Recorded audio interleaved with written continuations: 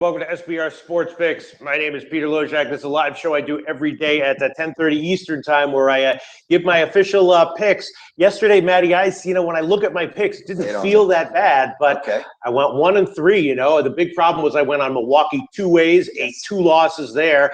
The low-hanging fruit of the day, though, still managed to get a push. Then I had Houston, which would have been the low-hanging fruit of the day because the line moved, and I got a win on that one. And then I had, sort of that Texas second half that I threw on maybe a little irresponsibly later on. So I feel like that one. What? That was a good one. I like that one. Yeah, I feel like overall it was like not a bad day when I look at my decision-making, stuff like that. But then I look at it 1-3.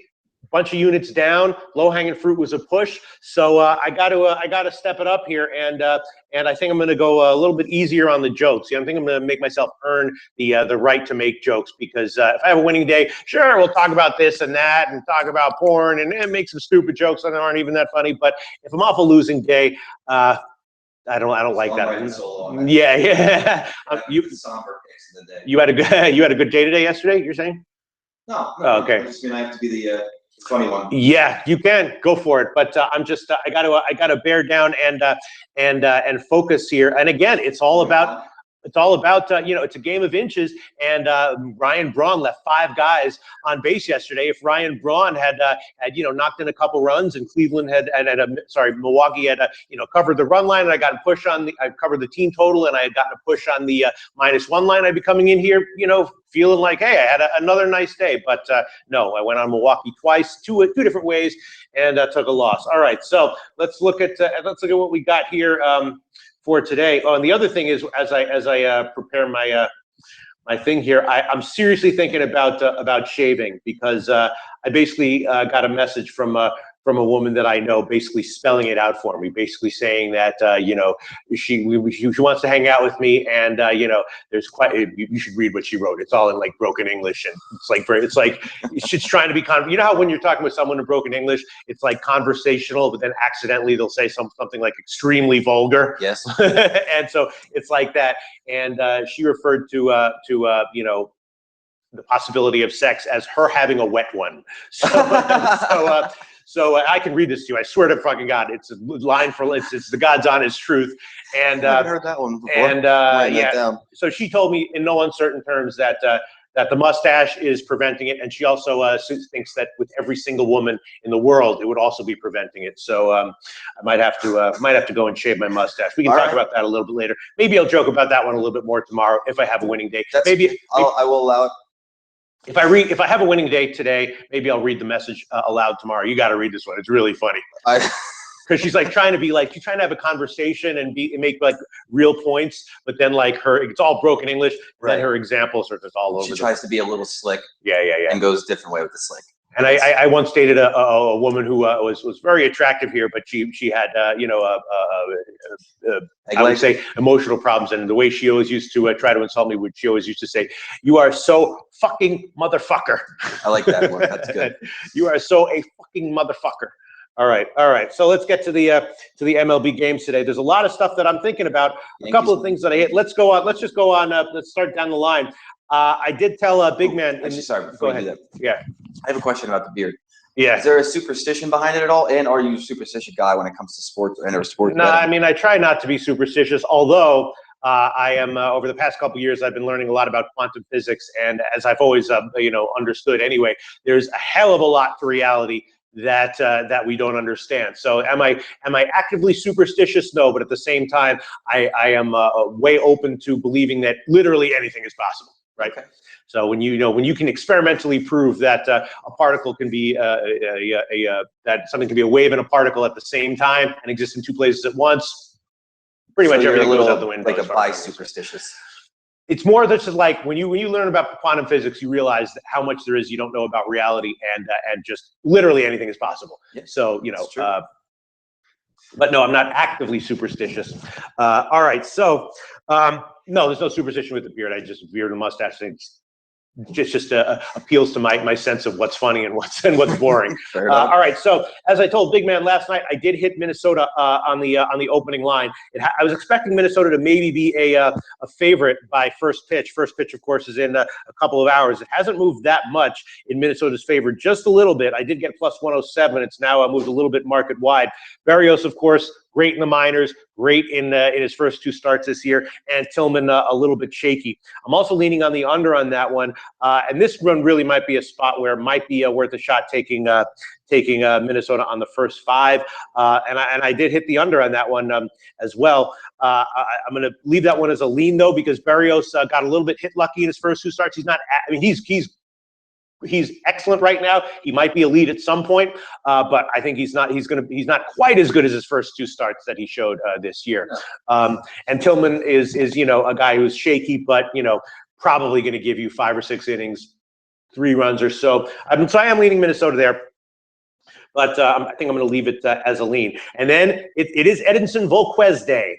Edinson Volquez Day, one of the guys who is on the auto fade list for me, at least in terms of at first glance. And I'm sorry, I can add him to the weekly list. Yeah, he's going up against Sonny Gray. Sonny Gray has been not terrible, not bad, not awesome, but not bad. So I'm looking to fade Volquez one way or another. I did bet Oakland -1 on the overnight a bit, and I did bet, and I am looking to bet the over on that one as well. And I might wind up giving that one up at some point before this show is over. But those are definitely leans. Small lean to Oakland -1, and a bigger lean to just the over 9 in that one. Then White Sox in Arizona. I actually, you know what I did? I bet the under on that one. I got 10. Now it's down to 9. Now that's nice for me to beat the line move like that. Although a couple days ago, or I think it was yesterday, I beat the line move in the Minnesota-Baltimore game, lost it by a mile. Beat the line move on the total in the Tampa Bay LA Angels game, lost it by a mile. But I did hit under 10 in White Sox Arizona with Quintana and Delgado. And Quintana, for the most part, has been shaky this year. His last start was excellent, though. So going forward, not quite clear what to expect from him. He's pretty clearly still a guy who has a nice arm. He's a guy you can trust. Yeah, I mean, his shakiness from early on in the year was concerning. Yes. His strikeouts were down, his walks were up, and he was giving up runs. And on the other side, you got Delgado, a guy making a spot start coming in from the bullpen. And as you know, a lot of times I do like to expect a strong or at least solid 5 or 6 inning start from a guy who is coming in from the bullpen, making his first spot start. We saw that with Erasmo Ramirez recently. Didn't have a great start, but 5 decent innings, and I think we're going to see the same thing here from Delgado. So, and Arizona hits lefties a lot worse than righties, and of course the White Sox, as we know, hit righties a lot worse than lefties. So I actually hit the under 10 pretty hard. If I want to take it now, though, I'd have to take 9, which is a big move. Yes. So I'm not sure what I want to do about that one. And I would also lean, once again, Arizona there at home. They've been great at home. Then Bonilla Bauer. We can talk about that one a little bit later. That's an interesting one. And then KC and the Yankees, Hamill and Severino. Hamill probably gets hit here, but I'm not exactly sure if we want to be fading KC right now at this big of a line. Severino, obviously, a nice arm, a good arm, but not lights out, a guy who does have his issues. And, I think the Yankees probably win this one. Do I want to bet them at -190? That's a different proposition there, Matty Ice. What do you think? No, I don't like that at all. Yeah, right. I feel good about Severino, though. It's not because of that. It's just the price. It's not worth it. I mean, you really, If there's one thing studying sabermetrics teaches you is that how much MLB really is a matter of percentages. And you do see a lot of games where you have a line like this, the Yankees -190, 195, and they should be -160, 165. That's why I like that call in Texas you had last night. It was +120. You're right. It could have been even. You're right. You're absolutely right. And it was coming. And again, it was dead even in the bottom of the 8th, and they had 2 outs, 2 guys on. And if they'd gotten that out there, I would have gotten a push. So yeah, you're right. That's what's treacherous about baseball. But of course, the viewers, and I can't blame them, are always mostly just about how did you do yesterday? You know what I mean? Yeah. A little bit about how did you do 2 days. What have you done for me lately? Yeah, exactly. All right. Now we come to, one series that I have had a good read on, call on, Colorado, Philadelphia. I talked with Drew Martin about it. This was just a low-hanging fruit series of the week. And Colorado has just been nothing but dominant, winning by runs upon runs upon runs. Now we have Chatwood against Hellickson. Now Chatwood has had some control issues. Hellickson, not great, but not getting terrible results. And once again, I'm liking actually Colorado's second half here a little bit more than I was yesterday because Marquez, I was expecting a decent start from. Chatwood, I'm expecting maybe to get hit a little bit more. But so once again, I definitely, as I told Big Man in the show that we did last night, I was surprised by how low of a favorite Colorado was. I jumped all over Colorado on the -1 line. I got them at -105. Now they're all the way up to the -120s.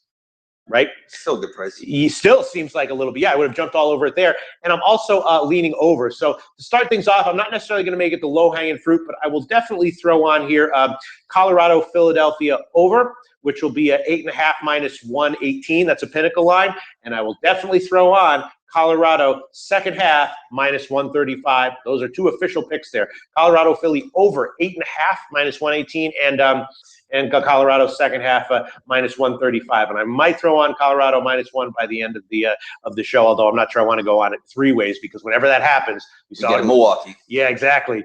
And then it's like, well, I didn't have that bad a day, but I had to eat. saying 10-foot pole with the Hellickson tonight. Who's saying that? One of our regular Gujis. He's scared 10-foot pole, really? He doesn't trust Hellickson. Because he thinks Hellickson's going to do well.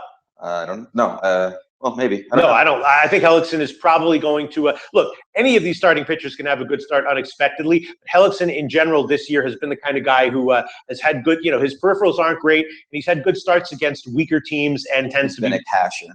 Much more vulnerable against a stronger team. So he says he doesn't want to fade Hellickson. Yes, that's correct. All right, you might have a point there. I don't know. I might be on the wrong side here, but I'm taking Colorado on the second. One thing that is likely is Hellickson's not going to throw a complete game. He might. Right, there you go. That's the other thing you got to consider. He tends to give you like 6 innings, and even when he's 6 innings and 1 run, a good start still stops. I'll tell you, I wouldn't take Colorado in the first half. Yeah, right, exactly. Chatwood definitely has been having some control issues. So I'm going to take Colorado second half, and I'm going to take the over on that one. Hopefully I don't get stuck with 2 losses. You're good there. Yeah. Then Seattle, Washington is an interesting one. Rourke has definitely come back down to earth. Still kind of dependable, but dependable in a mediocre way, not in a great way. And he looks like he might continue to get hit. Seattle, though, has scored 1 run each game over their last 4 games. So Seattle's bats are not getting it done at all. Of course, they're probably going to start picking it up at some point. I would be leaning to the over there. And Gaviglio, this is a tricky one because Gaviglio, a youngster, good results in the minors, good results so far in the majors, but now going on the road against a big lineup like Washington, this might be a start where he runs into some problems or not. So that's a tough one. I would be leaning towards the over there. And it's just a little bit hard to know what to expect from Seattle or what to expect from Gaviglio. Definitely a guy who I'm keeping my eye open as far as having good results going forward. But this is a tough spot, on the road, a youngster on the road against the Washington lineup. Scary. Right? It's scary. Then a few of the guys in the chat were suggesting that they were going to get lit up tonight. With who? Seattle was going to get pounded a little bit tonight, maybe because of that. Get pounded. Yeah. That money's going to come in on them. Mm-hmm. Saying, yeah, it could be. It could be. Again, Seattle's offense has been quiet recently, and again, Washington has that lineup that can either put you up by a lot in the first 5 innings or save you and bring you back from a big deficit late. So that's a tough one. Then we have Perez and Sale. Chris Sale going again. Boston is Sale has been very reliable, getting a ton of strikeouts. Not lights out though, giving up a couple runs each start, and then Martin Perez getting results without the strikeouts. And then his last start did get the strikeouts, so he's picking it up a little bit here. And again, what price should Boston be with Sale? Maybe they should be -200 every start. If that's the case, -245, -260 at BetDSI. I don't know. I think that's just about right. People, they don't even want them to bet this game. Yeah, just exactly. Move on. We don't even want to deal with it. I mean, if you gave me a free bet on that one, I'd probably take a flyer with Texas. There's no way I'm taking Boston at 260. There's just no point. Yeah. Then Cosart and Gesellman for the San Diego and the Mets, and that is, Gesellman again, a guy that a lot of scouts and prognosticators are high on, has not been getting it done this year. Last appearance was out of the bullpen, and it was a bit better. That one is a tricky one. I will admit that I did take a small shot with the under 9 on that one. Cosart had a nice 5-inning start in his last start, and I actually would be leaning Mets -1. I did take the Mets -1 with Harvey. I bet it, and I had that one as a lean. I know Gesellman has been really not getting it done in a major way, but he's one of these pitchers who I feel like I'm in a little bit of a trap with, where I'm trying to time his good starts, which is not a good thing to do overall. So difficult to do. It's also unwise. I play the the daily fantasy and waiver wire games like that. I tried to play that for a few years, but it's just like you just watching all the points on the free agency pile up as you sit with a shit team. Right.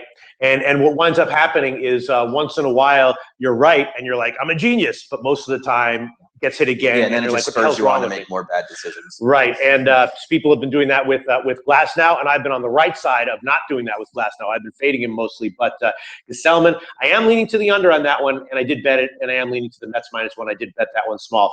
And then we have Pitt at Atlanta, Williams and Tehran. That's an interesting one because Tehran has had some terrible numbers at home.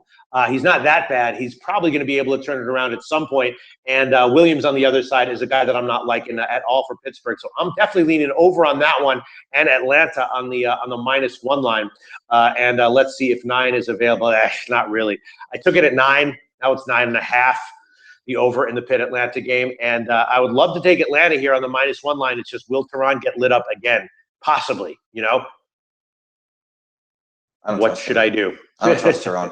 I don't trust him either. Not after last season. And I don't, I need to see an entire year of him perform before I can trust him again. Yeah. So that's the card for today. And then, of course, there's Norris and Morton. We'll talk about that one. And then Leake and Hill. That's a tough one. That one I'm just going to be off of because if anyone saw the show that I did with Drew Martin, we talked about how Hill has blister issues. And blister issues are really the one injury that it's really, really tough to make an educated guess on, aside from the general educated guess, which I make, which is that blister issues never go away because pitchers get blister issues because of their mechanics and their spin on the ball. And they're not just going to suddenly start changing completely what they do to stop getting blisters, right? Sure. No, you're right. So Hill might be okay. He might have, a 6-inning, 10 strikeout start and be great. Yeah. But it just makes me very, very nervous too. And then Leake, of course, has been excellent this year. Probably going to regress at least a little bit, but he's been excellent. And of course, you're getting the huge, not that huge of a Dodgers line and favorite line. And the Dodgers have, of course, nice lineup and a great bullpen, which some people might not necessarily be fully aware of. Really an elite bullpen in the majors right now. So I guess I probably would take a shot with the Dodgers here, even at the big line, even with Hill's blister, even with Leake doing well. But I'm going to stay off of it. That would be my lean. So as of right now, I might have to make Colorado the second half the low-hanging fruit of the day. I'm going to think about it. But, I'm on the Colorado-Philly over 8.5. Colorado second half. No-brainer picks there for sure, if not the low-hanging fruit picks. And, oh, God, you know what? If I don't make the Colorado second half the low-hanging fruit, what the hell else am I going to make? It's going to have to be that. I don't have to have a low-hanging fruit of the day. No, but it's not a requirement. I mean, the Colorado second half, it just is. It just feels like it is. Well, you've run with it already. You got a win and a push so far in the series. And you said even before the series started that you were going to be all over. Yeah, and this one I'm liking it, a little bit more than I was liking it yesterday. All right, you know what? I'll make it. I mean, I've already given it as a pick. That's the low-hanging fruit of the day. Colorado second half -135. Low-hanging fruit of the day. I do think it's hanging pretty low. Yeah, I agree. It makes me a little bit nervous what happened yesterday, but yeah, I'll take it. That's the low-hanging fruit of the day. Make sure you get it's low-hanging fruit every day. Like and subscribe us, jam on those buttons. Let us know that you're watching and that you enjoy our content, and we'll just keep doing it for you every day. Yes, exactly. So yes, like the content. Let's do a quick promo. SBR Odds is where you can go to find, all the odds that I quote here. SBR Odds, of course, if people who are watching don't know that, it's customizable, which is great, and I do customize it. Yes, you learn how to customize it every day. Actually. Yes.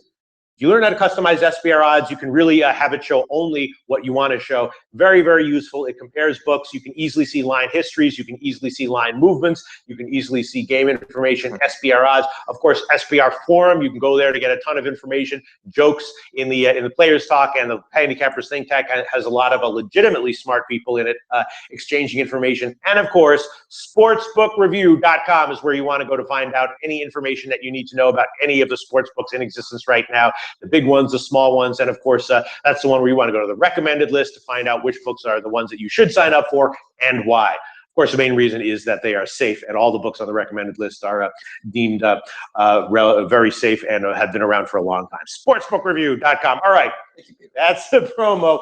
As of right now, I've only given 2 picks, Colorado Philly over and Colorado second half.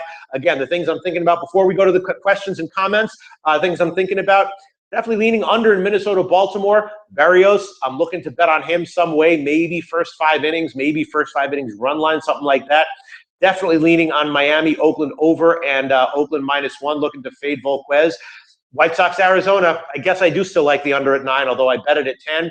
Arizona, I think I do like them as that small of a home favorite, right? They're just in the -100s. They've been a great team. Absolutely reasonable. Yeah. No reason to. They don't hit lefties that well, but White Sox, of course, don't hit righties well. And I am also thinking about the Mets. Thinking about the Mets San Diego under at 9, and want to pull the trigger on Atlanta -1. And if Pittsburgh Atlanta were still at 9, which is what I bet it at, I would definitely have already made that one a pick. So that's how I'm feeling about these games. Hopefully what? Perlite wants to know your thoughts on Stroman tonight. On Stroman, yes. I mean, Stroman versus Garza. Stroman against Garza. Stroman has been excellent. I looked at that game. It looks to me like it's probably. I mean, Toronto is starting to pick it up a little bit. Stroman is definitely the real deal. I don't think he's going to go 9 innings. I think he's probably going to give you a good 6-inning start. And Garza, has been getting it done. He's probably going to start to regress a little bit, though. So on this one, I would probably lean Toronto on the first 5. On the full game, I'm not sure if I would want them as a favorite here. I'd probably lean Milwaukee as a small home dog. But my sense is that the lines for this game are roughly accurate. So I didn't bet it, and there's nothing that jumps out at me on that one. But yeah, I think Stroman probably will have another decent 6-inning start. Although anything can happen with these guys. But I think Stroman's quality starts of late are for real, and Garza, I expect him to regress, of course. He might regress. Yeah, and he might regress here. So I would have a small lean to Toronto on the first 5 innings. Thank you, Perlite, for that question. All right. I think Guan earlier asked about the New York Yankees team total over. Yeah. I mean, let's see. What is it? Probably it's like 5 juiced to as a favorite line. Let's see. Where is it? Yeah. No, 5 is a dog line. All right. So Pinnacle has 5 plus 110. Yeah, that seems decent to me. I mean, I'm definitely not a believer in Hamill in general. He did make a start from the stretch in his first start where he made that adjustment, and he had some good results. But yeah, I'm not going to be betting the Yankees team total over, but it definitely makes sense to me, and I would not talk someone off of that and give a lukewarm endorsement for it. All right, so let's see from our comments and questions. Big Man on Campus says, "What's good?" Thanks so much. Nice show last night for Big Man on Campus. Big Man, maybe we can continue our talk. I'm going to be on the show with Big Man tonight at 10 o'clock Eastern time. And I apologize for last night because people, as you know, because I don't know where you were living, but there was a power outage here. Yeah. There was only one restaurant in town open. Right. So there was a big power outage. And as a result of people, everything I do, like, I don't know if the people here, if the SBR brass realize it, but I do work, most hours that I'm awake. And when the power goes out, that took out a lot of my overnight line research. Mm-hmm. So I was only half prepared to discuss the overnight lines with Big Man last night. I did tell him, give him the opinions that I gave, and the most important one was was Colorado. I was like -105. Where the hell is that? I jumped on it, and there was a big line move. So yeah, I at the very least, I might not be giving winning picks in the show with Big Man, but I'm definitely consistently giving opinions on line moves that turn out to be right. Yeah, Generator. That's why that one restaurant was open. Yeah, right. Good pizza. Good Generator. 2 nights ago, I told Big Man that I liked the over in the Tampa Bay game, and that one lost, but it beat the closer by a half run. I told him I liked the over in the Minnesota-Baltimore game. Lost by a mile, but it did beat the closer by a half run. So at the very least, I think that my opinions on likely line moves are accurate. And that'll be tonight at 10 o'clock Eastern time with Big Man. Minor Crafter saying, where do you film from, Peter? Coast Pistol, Costa Rica. Kobe Aaron Valentine saying, love Big Man's opinions, always on the right side. Nice comment there, Big Man. Yeah, I was thinking about. Okay, here. Whoa. Okay. Let's see. A lot of comments coming in. Krizilek, LOL. Krizilek. That's the guy who yesterday said Krizilek's a funny dude. Yeah. There was people might want to watch the show. I wish we should go back and just take the segments that were funny, because yesterday there was a big deal about me saying yes homo, and at the same time claiming, fraudulently or not, that I'm from the streets of New York City. And Krizilek astutely pointed out that people from the streets of NYC don't say yes homo, and that is absolutely correct. So yeah, I don't think they say NYC either. Do they? NYC? No, they do. Sure, they do. I mean, they say Crooklyn or Money Making or Boogie Down, or where they're from, Strong Island. But Shaolin. But yeah, I think I might be. Maybe I'll start. No, I didn't want to do jokes in this show because I'm coming off a losing day. But I was starting to say it's not, instead of saying yes homo or no homo, maybe just saying, I don't know, bi-curious. Yeah, that's fine. You know? That's not uncomfortable. I don't know. Anyway, all right. I'll try to pull those clips if I have some time later. Yeah. All right. So all right. Now, by the way, also, before I forget, here we go. Listen. Krizelek, I love this guy, Krizelek, by the way. Krizelek, I love this guy, no homo. Krizelek says his stash is iconic. He can't shave for some trim. Yes, that's what I've been doing for a year and a half. You're not going to trim for some trim? I don't know, but listen, this is what I will do. Big man, if you're watching, tonight I will read out loud, word for word, in the Big Man Show, the message that I got from a girl who wants to go to dinner with me, right? And she says, in no uncertain terms and also extremely funny broken English terms, that the mustache is a deal breaker for her, and she also believes that it's a deal breaker for any woman in the world. A wet one. Right. Now I'm thinking that kind of pisses me off a little bit, because aren't women supposed to care about what's on the inside, right? I mean, supposed to. Supposed to. Different than actually do. But in the end, what do they really want? They just want to be as not scared as possible. Nice, smooth face. Exactly. They want a smiley guy who's like, that's why those I don't mean to bring up morbid stuff, but that Scott Peterson guy. That's why those guys are the ones who, you remember the guy who, I don't know, that's a long time ago. He was a smiley guy who like murdered his wife, and he was like, yeah, but yeah. Listen, if there's any ladies watching this, be careful of those guys who shave to make you like them, because a lot of times there's ulterior motives there. All right, we'll talk about that in the show tonight with definitely with tune Big in for Man. that one. Definitely tune in for that one. I will read out loud, and maybe I'll even have her call in. That would be funny. That'd be easier. That would be funny. Here. We'll see. Anyway, let's get back to baseball. You get her thoughts on the Colorado second half streak you've been on? Yeah, I'm taking it. It's low-hanging fruit of the day. And by definition, low-hanging fruit of the day is just obvious stuff that's just like sitting there. And again, because of Chatwood's struggles, I like the second half a little bit more, right? A little bit more even. So guys, if you do, which you should be watching on YouTube, I mean, watching us on YouTube, not necessarily right now. We got you on Periscope and Facebook also, but started yesterday to pull the best and funniest comments out of our YouTube comments. Oh, there's some great comments them up here on Twitter. And it's funny. So if you guys want to start doing that, yeah. I think eventually once those T-shirts come in, we're going to start giving them away for stuff like that. So get in on those comment section on our YouTube and make me laugh. Just as you say that, I turn the first comment I see. I swear to God, not making this. So I turn Kobe Aaron Valentine. Big man. Should Pistol Pete shave to eat out a girl? Those are his words. I'm sorry. I know that's vulgar, but I have to read the comment verbatim, and that's what he wrote. That is disgusting. That's a funny comment, but that is disgusting. Mark Schilling, getting back to baseball, Tulowitzki and Donaldson should be back this weekend. Tulowitzki is not back yet.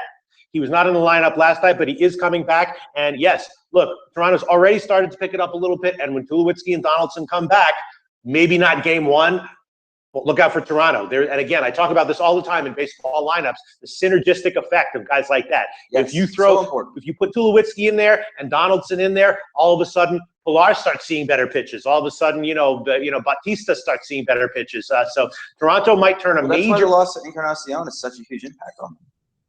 Exactly. And that's why we talked about that in our preseason previews.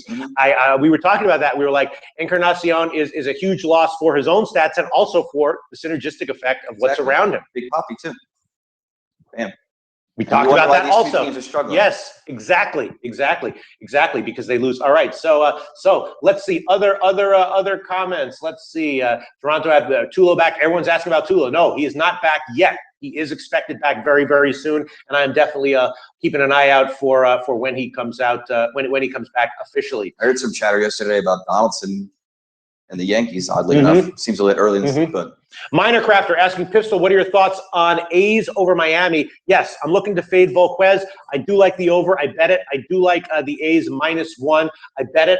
I probably am going to give one or both of those as an official pick before this show is over. But yeah, I like it. It's a fade of Edinson Volquez basically, and Miami, the offense is picking it up, right? Miami also is much better against lefties, much worse against righties. So that's another reason to like Oakland today. So yes, I'm definitely leaning. Melvin Morel asking Mango Bajito from today. Already been decided, already been called. It's boring. Look, the other thing is that like low-hanging fruit is boring sometimes. You just walk up, you pick it, and you're done. It's like the nerdy girl by herself at the bar. Yeah, it's just it's just obvious and boring. Colorado's second half. And you're like, but Pete, that was your low-hanging fruit yesterday and the day before. Yeah, that's what low-hanging fruit is. A lot of times they're right next to each other, right? 3 low-hanging fruits all there on the tree. Very right? literal and true, yes. Yes. Colorado's second half, low-hanging fruit of the day.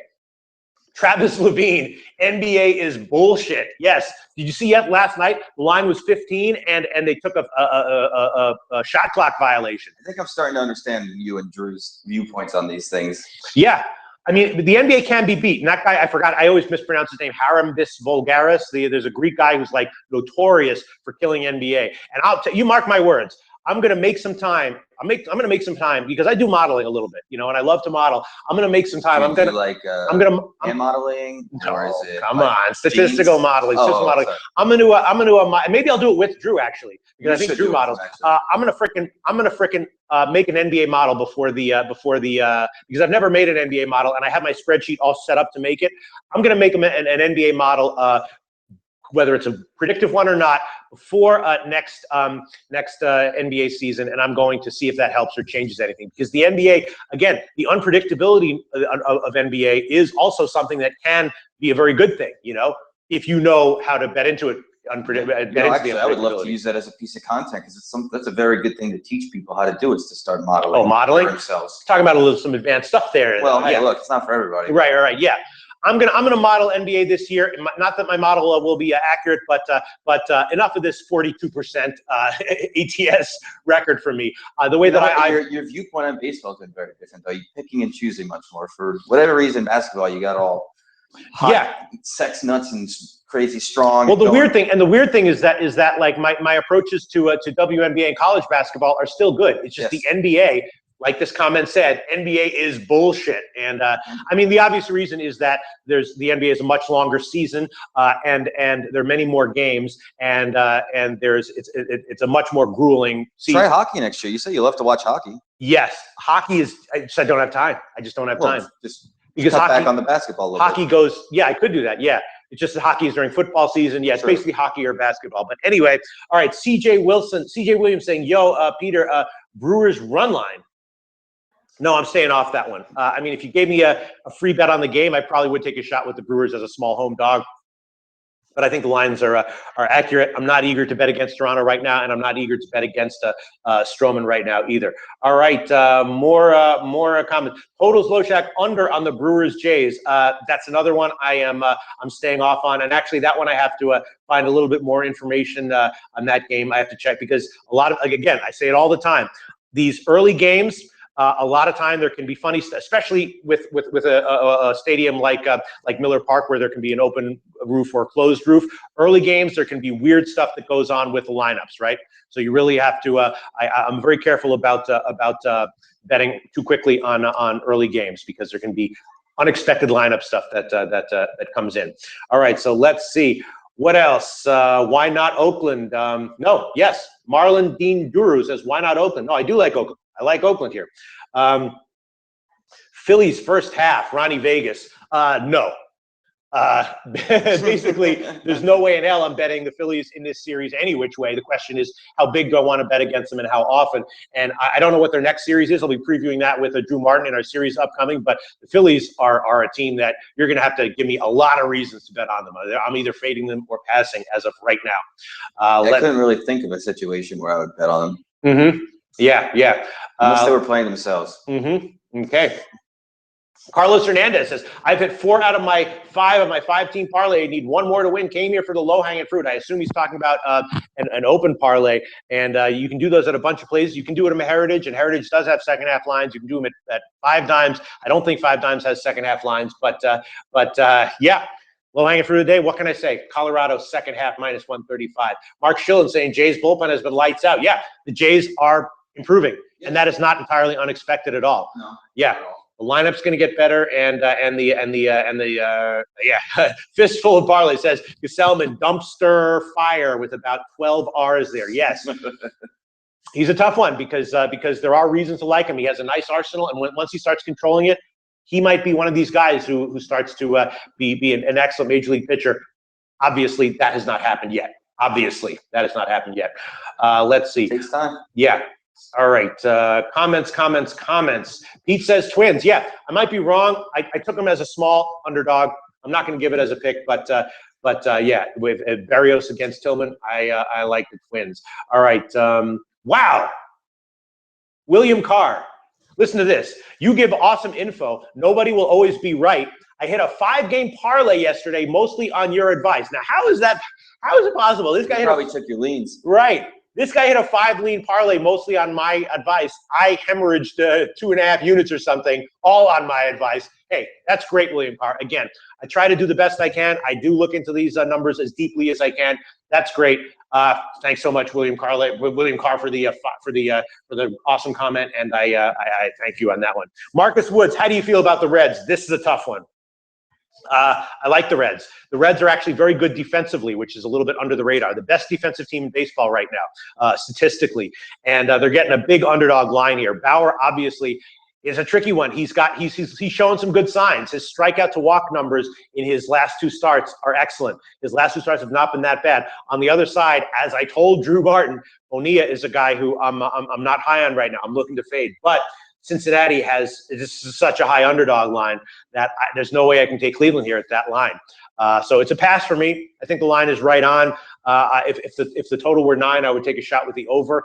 But or Cincinnati on the second half, and that actually might be a really good play. Let me check this one. Cincinnati on the second half, because you might be getting some plus money there. Cincinnati second half is minus 110. Yeah, if I had to bet that game, I would look for a second half play, and I would take a shot with Cincinnati. But that's a tough one, and I guess I would take a shot with Cincinnati at that big of a road underdog. But Bauer is showing some nice signs of improvement.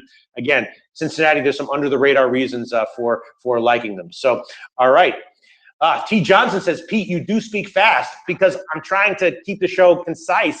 I thought I was speaking more slowly today. I can understand you. All right. Okay. I guess I get. Oh no! Steve Stucci said, Pete, you're in turbo speed again. LOL. Is that true? I don't know. I talk fast too. So oh God. All right. I'm trying to slow it down, guys. I will try to slow it down, but I like to cover the whole card, and we've already been here for almost 40 minutes. Yes. It's okay. Sorry, guys. I really am trying to slow down as much as I can. All right, a lot of comments. Don't mind that woman sweeping behind us. Fistful of parlays talking about that at-bat that I was talking about with Ryan Braun. Yes. He had a real bad at-bat, was second and third, swung at a ball over his head. Braun, if he had just gotten it done. My stomach hurt the second you said that. If he had gotten it done, I would have probably cashed the team total over. I probably would have gotten at least a push on the -1 line. All right, I'm going to McRobster99 saying Atlanta, Tehran, Pistol, full game money line. Yeah, I'm thinking about that one, and I think I might add that one. Omaha88 saying Mets have a player out. Kobe Aaron Valentine saying, the Yankees make their players shave. Yes, absolutely, I do. Vitalis says, yes, Braun cost us over yesterday. Everyone's talking about Braun. Yeah.